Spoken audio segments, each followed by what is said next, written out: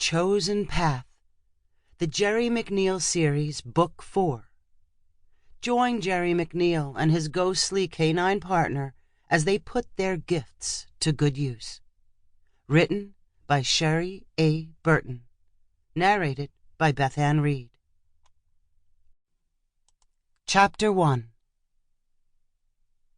Jerry's inner radar tingled, letting him know he was no longer alone in the room.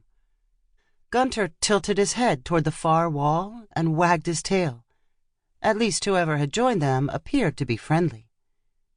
Jerry rolled his neck. The guest room was getting a bit too crowded for his comfort. He addressed the unseen entity. "Give me a minute to finish packing, and you can have the room." Though he couldn't see the ghost, the hairs on his arms told him when the spirit moved closer. Gunter didn't seem concerned. Jerry wasn't sure if it was because the dog himself was a ghost or merely because his protector didn't perceive a threat. The energy changed, and Jerry felt the slightest pressure of a hand caressing his face. In an instant, he knew the person was his grandmother. Jerry felt her love coursing through his body as he leaned into her touch. He started to tremble. It was all he could do to hold his feelings in check. "Keep it together, Marine." Jerry closed his eyes and saw the woman standing before him.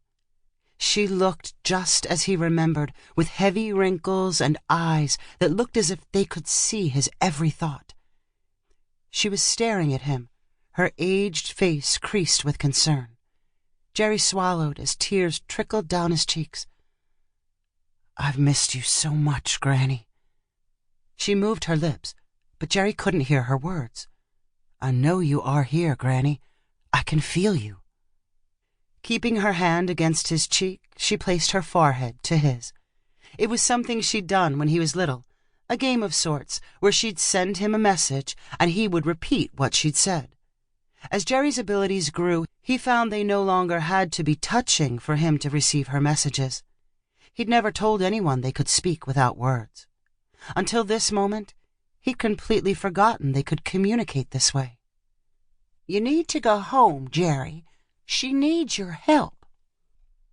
Jerry had no problem hearing what his grandmother said. He just didn't know what it meant. She who? His grandmother continued without answering. "You are capable of so much more than you give yourself credit for. You've been running from your destiny for too long. If you're going to continue this journey, you..." Sample complete. Ready to continue?